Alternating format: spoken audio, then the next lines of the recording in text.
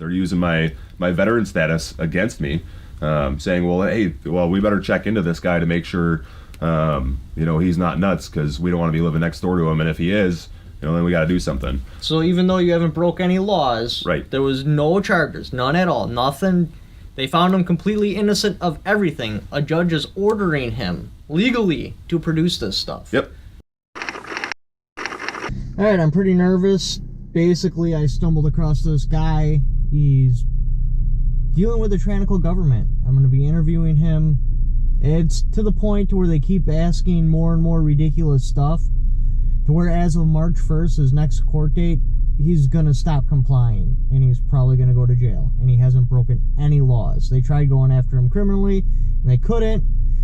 I'll pretty much save the story for him to tell it so I don't botch up the details, but let's call him real quick, make sure he's awake.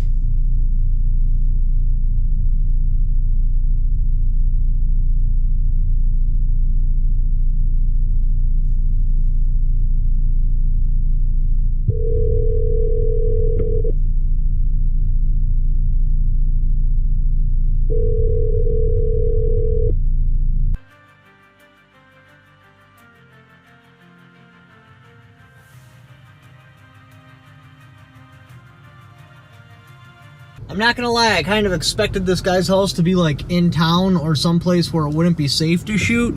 We are out in the middle of nowhere.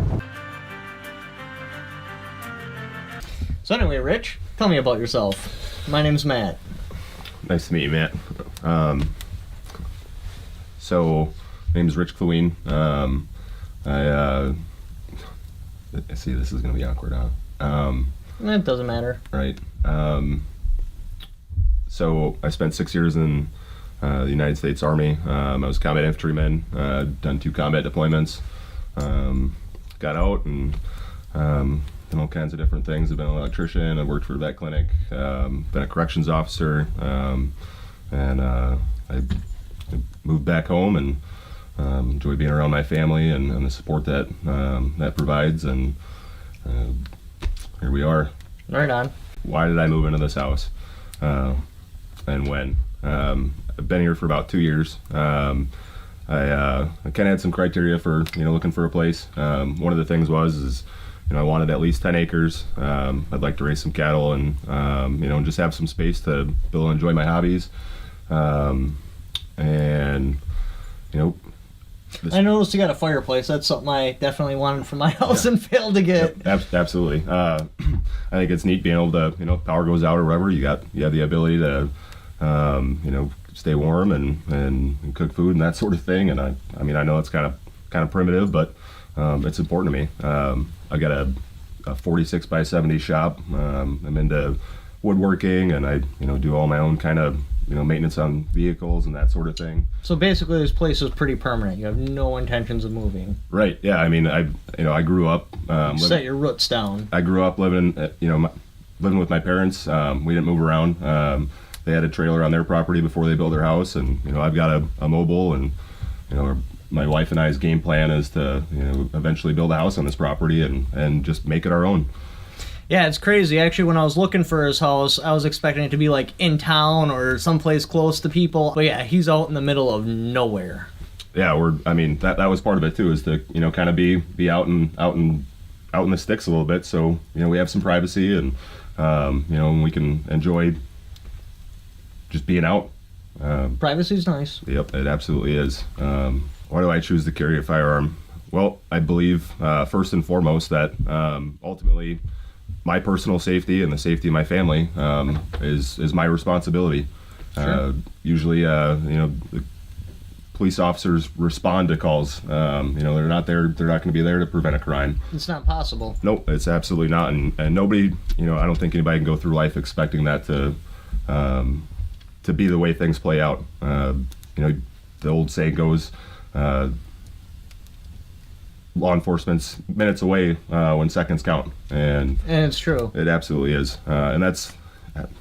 I know it's terrifying for some people to think that, hey, I might have to, use up to and including deadly force, to defend my life or lives of my loved ones. And Yeah, because no one wants to, but you got to have the option. no, absolutely not. You know, being a combat vet, some of the things that you see, you know, overseas they're really real. And you know, I think you know, anybody who hasn't been there, you don't know what it is until you have to go through it. And Sure. and I would hope that, you know, I never have to use a firearm to, you know, defend my life or anybody else's. But the reality of the world we live in is it could happen. No different than having an airbag in your car or a fire extinguisher in your home. That firearm is you know, it's a tool to ensure your safety. Yeah, I definitely agree. Do I feel that there's any reason why my neighbors should be concerned for their safety with me living here? Absolutely not. I understand that I'm a pretty private person. You know, some of them have come over and said hi when I first bought the place, and you know, one of them has met my wife and I, and the other ones have met me, and they know my family. My parents are pretty well known in town. My dad's a hunter safety instructor and a retired corrections officer. My mom she's got a beauty salon. So everybody knows who we are. Princeton's pretty small. Sure. Do I feel that the first time I met my neighbors that it went negatively in any way, shape, or form? Absolutely not. Glover's over across the way. I met the husband and one of their children. They stopped over shortly after I bought the place, and we introduced ourselves. And you know, they said that they're hunters, and you know, I kind of let them know who I am, and that, you know, I like to shoot and that sort of thing. Actually, the people that are suing us, the Hayashis, John stopped over the day that I was moving my vault into the house with my mom and dad, and he actually gave us a suggestion on how to get it out of the bed of my truck and get it into the house. Did you meet them right away when you moved in? I would say maybe it was a couple of weeks after I had, you know, closed on the house, and I'd call it right away. Yeah, I mean, you know, it wasn't like a year later or 6 months later or anything. Because how long have you lived here total? Right about 2 years. Okay. Do you feel you're proficient / trained to handle firearms safely? Absolutely. I've got a pretty extensive background, having been a combat infantryman. So I've handled everything from belt-fed automatic weapons to 40mm grenade launchers, M4 platform, AK-47s, all that sort of stuff. All the ones you have in the house, you have ample trigger time on? Absolutely. Absolutely. You understand the ballistics, trajectories, Yep. penetration power? Yep. And that's something that I pride myself in, is the amount of knowledge that I've sought out as a firearm owner. Certainly you don't want to be walking around, you know, concealed carrying and be running full metal jackets in your Right daily on. carry. You know what I mean? You have to understand what the ballistics of that round are, and velocities and penetration capabilities for you know, different things, and that's important. I think more people should be aware of that. Oh, exactly. They really should. Yep. When was your first negative encounter with your neighbors about shooting firearms specifically? I would say the first time that law enforcement was called. Again, they've never come over and said, hey, you know, we're having a birthday party or something. Can you guys, you know, tone it down or not shoot on this day or, you know, what have you. It just immediately started with law enforcement showing up and saying... Just, they showed up out of the blue. There was no preamp, no Nope. warning. Nope. Nothing? Nope, nobody called and said, hey, you know, knock it off or hey, can you... Nothing. They just started with calling law enforcement, and that's the way it kept on going, and actually it's still going. Aside from law enforcement, what was the first legal action they took? And did the law enforcement actually do anything then? Like, when they came in, did they find anything wrong with what you were doing? Any criminal records? Anything wrong with any of your firearms? Anything at all? So did law enforcement ever have any issues with what we were doing? Nope. If, you know, as you saw pulling up, you kind of walk between the house and the shop, and then you come back up on the deck where we shoot from. Yeah, I mean, we, you know, even position the range where there's nothing behind that in terms of people's homes or structures or anything. No, law enforcement's come out and they walk, you know, right back up on the deck, and we're sitting there barbecuing and hanging out and having a good time. And they never have a problem with anything. It's, you know, all of our firearms are sitting out. Everything we're doing is transparent. They've never had an issue with anything any of the times they've been out. How many times have they come out before things escalated? I would guess at least at least a dozen, if not more, before they started saying, law enforcement was like, hey, they're saying it's a safety issue now. They're concerned about this, that, and another. Initially it was noise complaints. They didn't like listening to it. The Rod and Gun Club is not even a mile from here. Can you hear it from here? Absolutely. Yeah, you can hear them when they're shooting league and this, that, and another. Other people in the neighborhood shoot. One of my neighbors shoots, you know what I mean, right over by us. One of the people that actually was a witness in court, they were shooting one of the days when law enforcement was out here to conduct an investigation of our range. And so you think the noise ordinance thing is pretty ridiculous? yeah, well, the thing is there is no noise. The noise ordinance is, we're outside of city limits. I didn't even think there was one outside of city limits. It's 6 a.m. to 11 p.m. That's Wisconsin state law, and that's what we're expected to abide by. And we're not shooting at 6 o'clock in the morning, and we're not shooting at 11 o'clock at night. We have people out here that hunt coyotes, and you know what I mean? They're shooting at. Yeah, because you can coyote hunt whenever. Yep, absolutely. After the police had stopped over several times and they decided to take legal action, what was the legal action actually legitimately about, and what legal action did they take? Like, what are the steps they went through? How did things escalate? How did it progress? How did we get to where we are right now? So, my wife and I got served with papers, a lawsuit. Was it out of the blue, or did you know? We didn't know. We had law enforcement show up and serve us with papers. We got a cease and desist, where we were told that if there were any firearms discharged on this property, whether it was by my wife and I or anybody else, that we would be arrested. And then we had a court appearance after that, and their attorney said, well, we'll allow them to shoot from, or this is what we'd like to see, we'll allow them to shoot Monday through Friday from 9 a.m. to 2 p.m. And pistols only, to which we are currently under those restrictions and we've been abiding by. So are they talking about like handgun pistols or legal pistol, or did they define it, or did they just say pistol? They said pistol, period. So do you think if we were to shoot like an AR pistol out there, they'd start complaining? They actually did.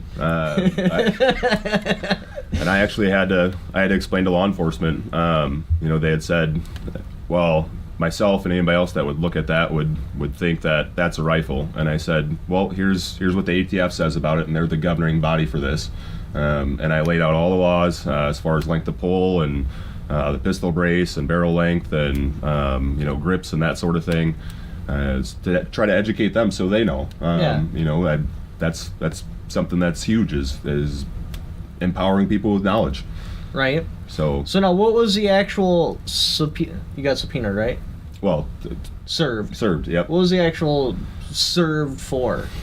Like, what was the legal document? Like, what were they pulling you to court for? There was like 9 different things. So they're talking about property damage to their trees, depositing heavy metals on their property. Littering? Really? Well, yeah. I mean, so they're saying, well, you put copper and lead out on our property, so we're not happy about that, and you damaged our trees. And then a nuisance. They said that we created a private nuisance. Now, I don't know. I mean, if you wake up every day and you abide by the law in terms of a noise ordinance, I don't see what else am I supposed to do other than wake up and not break the law? Right. And we definitely weren't. Law enforcement has found nothing to charge us with. They even took this to the district attorney, and they didn't have anything to charge us with. So the next step they went to was taking it to the town board, and the town board voted to do nothing about nothing. And again, here we are. What did they sued. actually bring up on the town board? They wanted to do like a firearms safety plan, shooting. Gun restricted, basically. Yep. They didn't want us to be able to use suppressors, or they said 50 gauge guns, which I don't know what a 50 gauge gun is, but I'm gonna look into that one. Yeah, I mean, that sounds terrifying, and I think they should ban those. So, yep, they didn't want us to be able to shoot suppressors on our property. They didn't want us to be able to shoot high caliber rifles. They didn't specify anything. Their terminology was very vague, and they didn't sound like they really knew what they were trying to stop people from shooting. Now, was this against you specifically, or they wanted the whole? Well, how could it even be a town ordinance because you're not in town? They wanted to do it for the whole township. They wanted to make this across the board for everybody. Just a gun-free town. Pretty much, yep. So that would eliminate all the deer hunters. You know what I mean? The guy that's suing us has like 12 different deer stands that you can see from the GIS viewer, like Google Maps, on his property. Now back to the trees. Like, that's the only thing that stuck, right? Everything else was just pushed away. No, this judge is actually, I mean, he's upholding everything that they're saying without any evidence. The thing is, you know, law enforcement came out and I allowed them full access to my property, or my wife and I's property, and you know, facilitated their investigation in any way that I could. I've always been cooperative with them because I have no reason not to be. And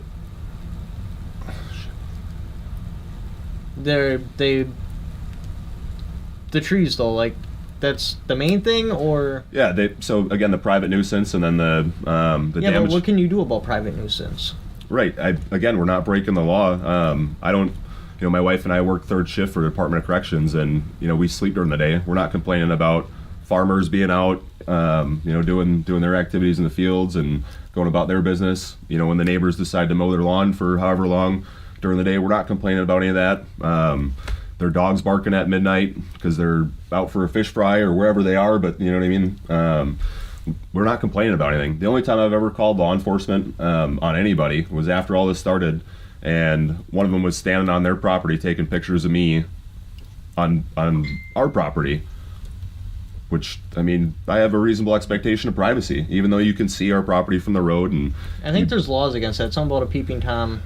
Right. Yep. So, you know, and then they've got drone pictures that they've brought into court, and you know, they say that they know what our schedule is, and that's how they know there's people out here shooting when we're not here. Well, that's the other thing is they said that that we had a shooting range, or a shooting range in our shop, and that we're basically running a commercial range out here, and there's people coming out whenever, you know, when we're not home. They said they know when we're home and when we're not, and there's people out here that people coming out here when we're not home. Which, if that's the case, nobody's ever been invited to do that. Yeah, right. And we're not running a commercial range. We like to shoot firearms. Like, So now, obviously, you can't do anything about the nuisance and stuff. There's nothing you can do. Right. But obviously, the trees, there was something you can do. Did you try to come to any resolution or try to solve the problem? law enforcement told us, by the time this got to the point that it did with the lawsuit and everything, they told us not to contact them. They said these people, it would be a bad idea if you go over there and say anything at this point. They don't want you to, you know, to communicate with them or to do anything. So we just said, okay. You know, and then again, the next thing that I believe we got served after that. So. But did you offer to, like, pay for the damages of the trees or anything in court? No, because they haven't proven anything. That's the other thing is, so they brought all this stuff to court. Green Lake County Sheriff's Department has done their investigation, Okay. taken pictures, azimuths, but everything. And they've said that there's nothing that they can charge us with. You know, there's no criminal damage to property because there's no evidence. There's no proof that my wife and I damaged their property. Law enforcement conducted an investigation and said They just washed it all away. they said you guys deal with it, or whatever the case was. But they said we're not going to charge them with anything because we haven't found any laws that they've broken. Do you feel you've been treated fairly? Absolutely not. Try not to smile. So I actually just for argument's sake, I was like, what happens if I Google what to do when I have a problem with my neighbors?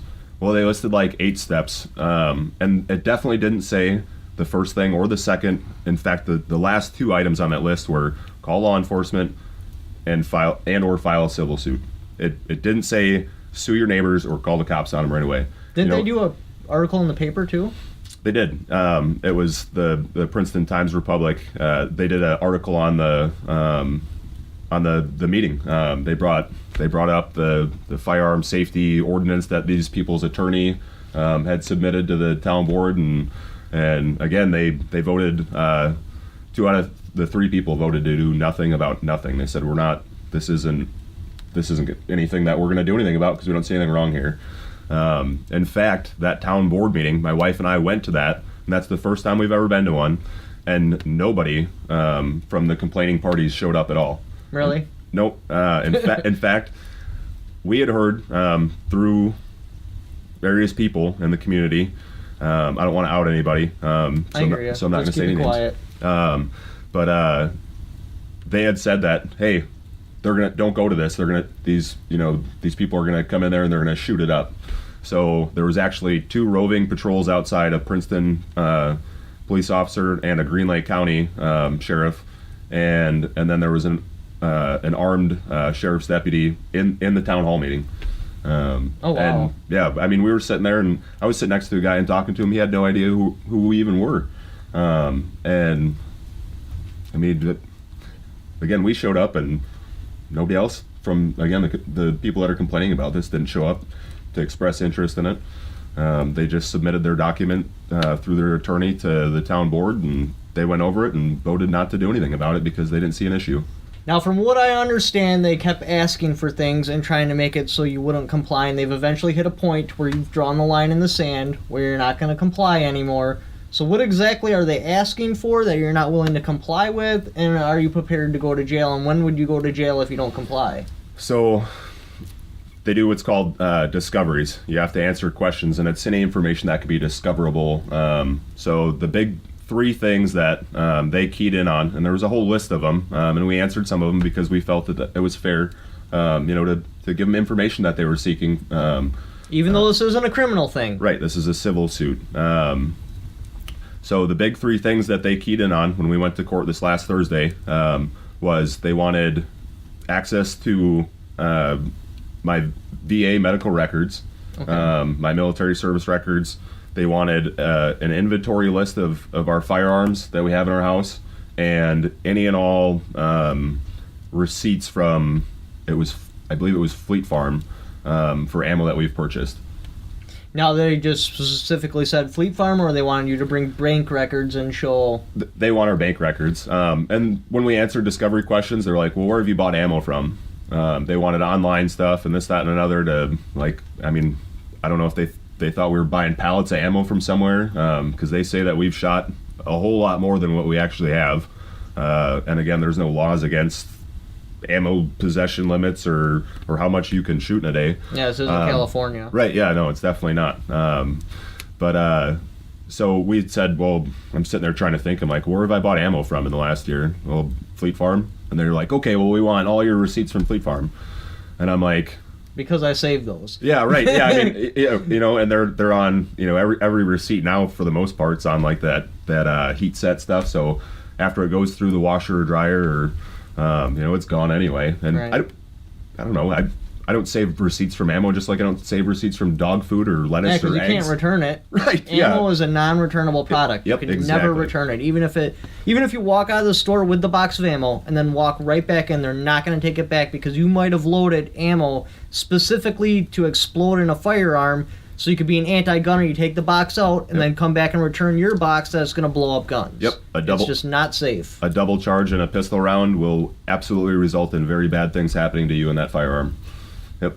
So now, from what I understand, you drew your line in the sand, though. You're not complying at this point. So our attorney advised this against, because I'd expressed to him, I said, hey, I don't want to willingly violate my Fourth Amendment rights. And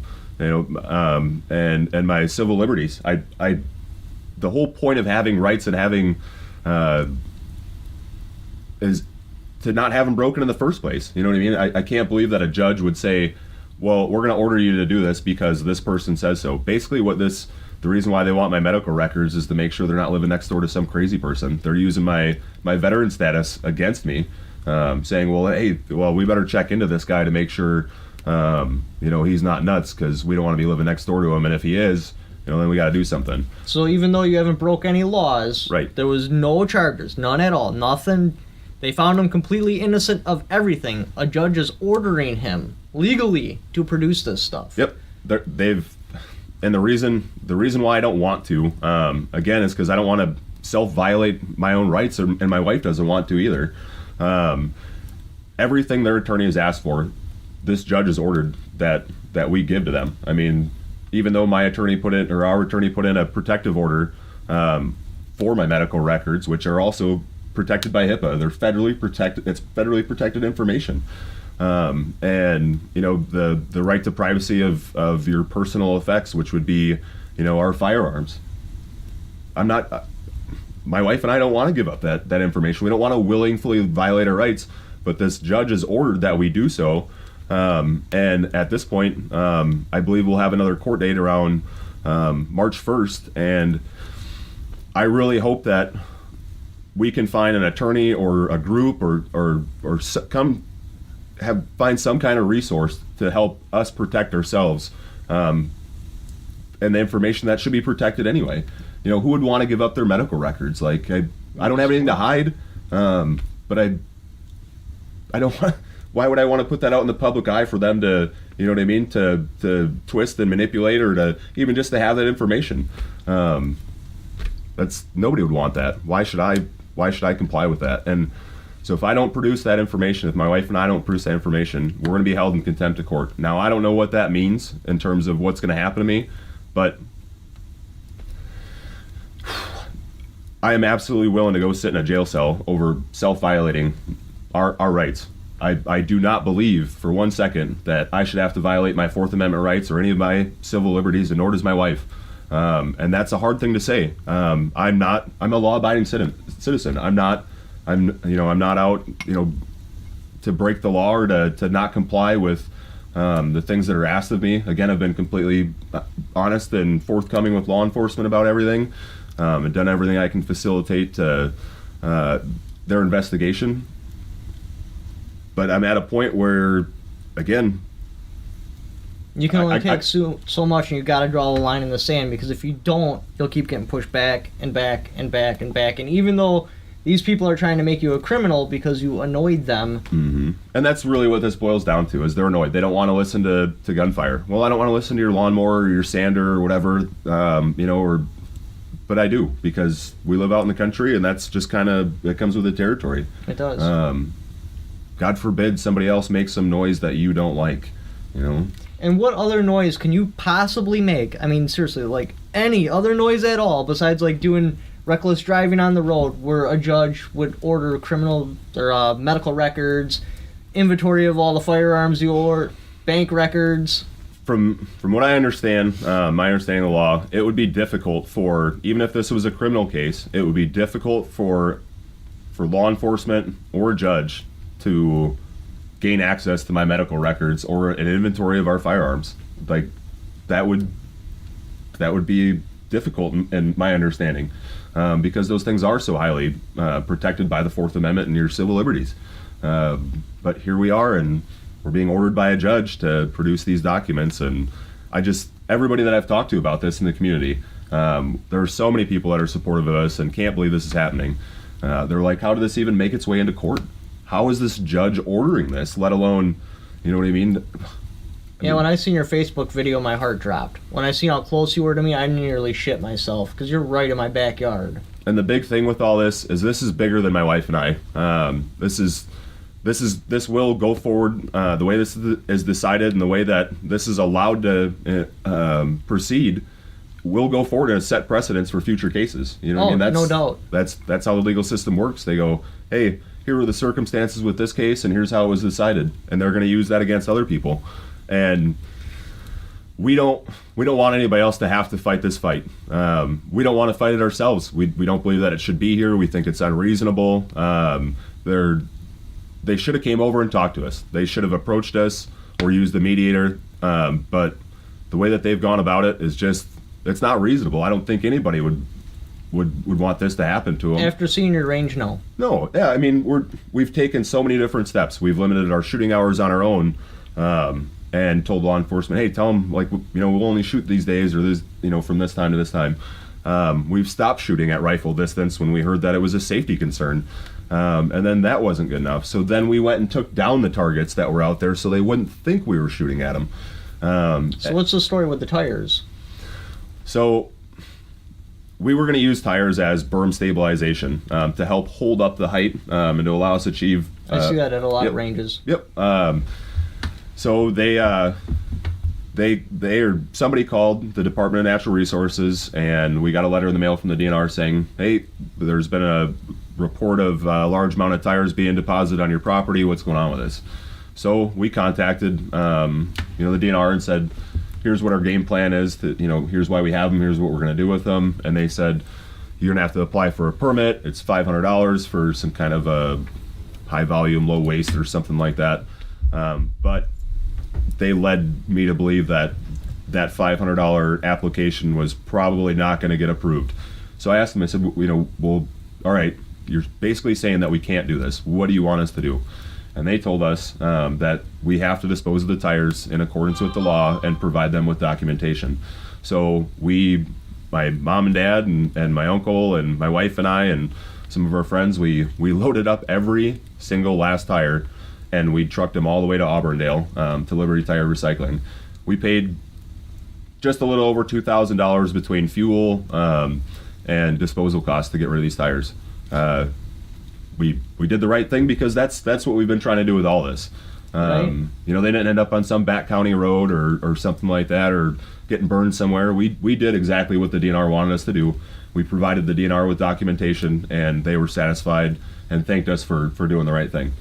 So not only do they not want you to shoot, they're even attacking the ways to make you shoot safer, so when you do shoot, it's safer. Right. I mean, we thought that was a great idea. I looked at the EPA's website, and apparently what the federal government thinks is an okay way to use a problem item like old tires, the Wisconsin DNR doesn't agree with. And so we were wrong, and we made it right.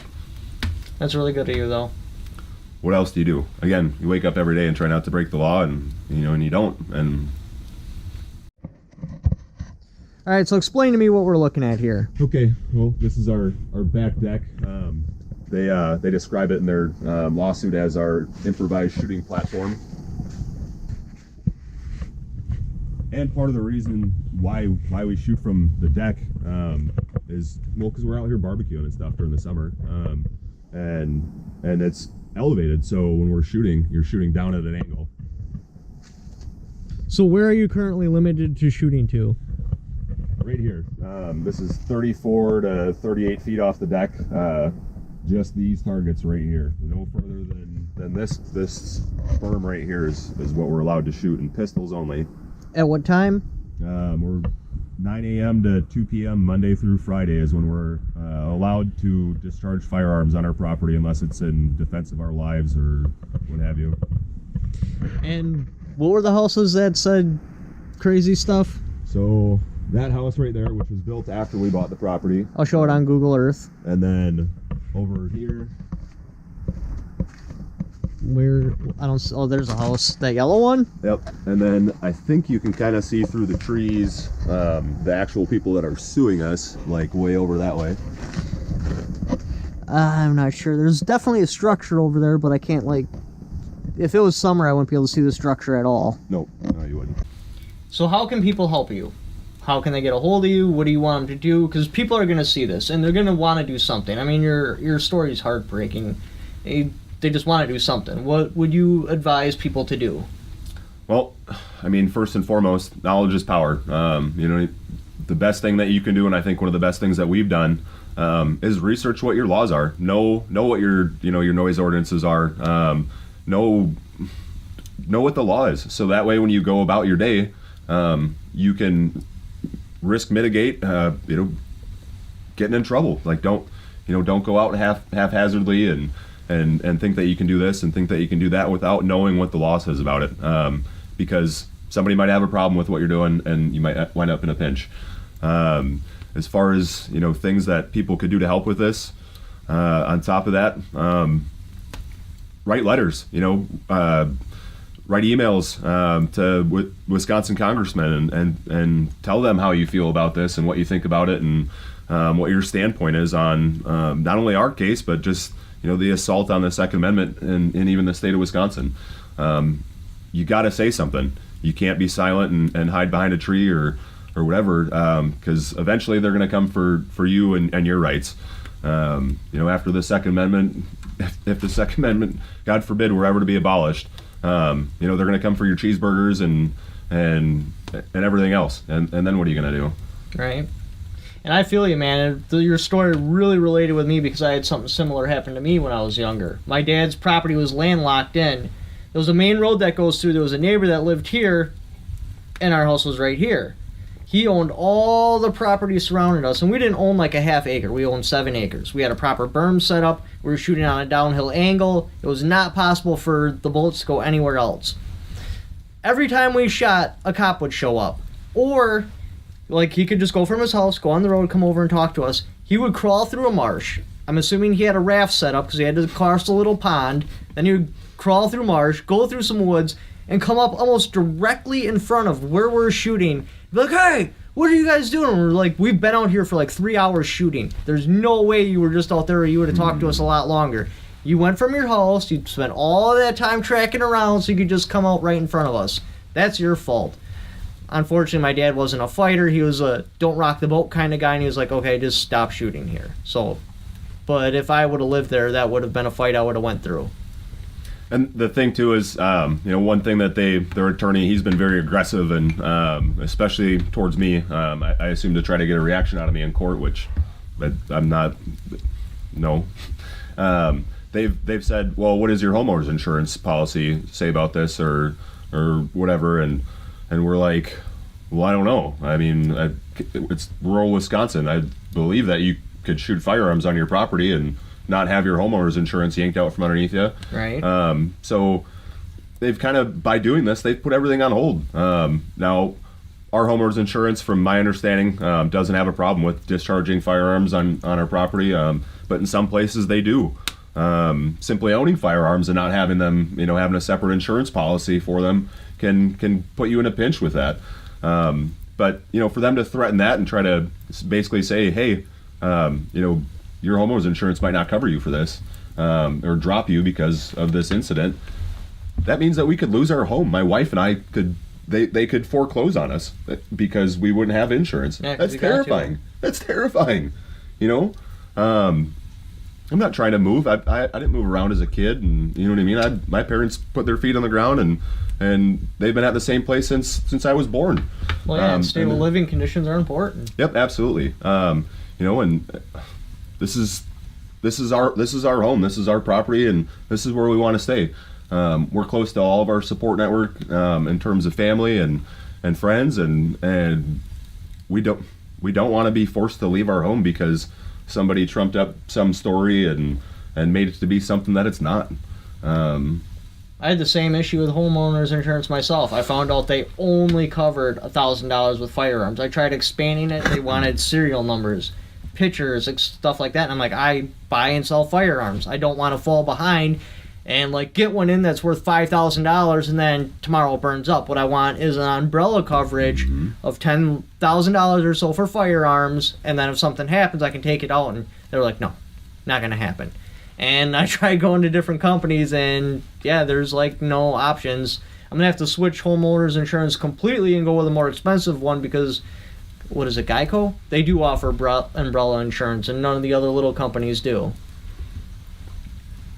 But anyway, I really appreciate the chat. Nope, thank you. I appreciate you coming out today, and this has been awesome. If anybody's got any questions or anything, feel free to either contact Matt, and he can relay to me, or I've got a Facebook account. We talked about things that people can do, and one of the first things is people want to, how can I financially assist you guys? Again, that's not what we're looking for here at all. There's other resources that we can go after for that. The biggest thing is, again, educate yourselves, know what the law is, and so you can protect yourself. And if you want to, write an email, write a letter to Wisconsin congressman and tell them about this incident, or tell them about how you feel about firearm ownership, and make your voice be heard. That's huge. It's just letting people know how you feel about things. Especially the ones that are in a position to affect change on it. And that starts with you. So basically, you're court-ordered. You can't shoot a firearm on your own property with a professional berm there. No. Nope. If you are his neighbors and you would like me to interview you, I can do that. I understand every story has two sides. You can contact me in this video, in the comments section. You can Instagram me. You can send me a private message on Facebook. You could even call the store and ask for me, and I will get a hold of you, and we will set up an interview. Maybe you have a problem with the guy because he likes to exercise his Second Amendment right in an American flag banana hammock, and you're just tired of seeing Mr. Johnson being waved around. I get it, but you have to understand, this video isn't about you. you guys are going after something you don't like within accordance of the law. As far as I see it, there's no problem there. Where I see the problem is with the judge. We put people in positions of power to referee this sort of things. Yeah, you're pushing hard. That's the American way. I get it. You got to go after your goals. If you don't fight for what you want, you will never achieve them. The judge, unless there's something I missed, and I'm fully prepared to do an interview with you if you're the judge, maybe somehow this case went to criminal, but I'll CCAP the guy and put what I find right here. But as far as I know, this is just a civil case. Because it's a civil lawsuit case, yes, I am not a legal expert, but I don't need to be a legal expert to smell bullshit. What this should have been about is, okay, all these other complaints, there's obviously nothing we can do about it. If it's really that big of a deal, you can file a restraining order or harassment charges, and then we'll move it into a criminal case, and then we can pursue them. The only thing that's relevant, that I see anyway, again, I'm not a legal expert, but you don't need to be one to smell bullshit, is a property damage. That they had claimed some of his bullets had went wide and damaged a tree or two. What they should have done is prorated those trees, what they would be worth as pulp, been like, hey, this is the amount, you have damaged our property, we would like you to pay that. You should have went forward with legal action to see that it gets paid, and that's where it should have stopped. Pay for the property damage, end of story. That's it. So anyway, thank you for watching. Don't forget to subscribe. If you'd like to help support the channel, you can go in the description and click on my affiliate links. You don't even have to buy what the link's for.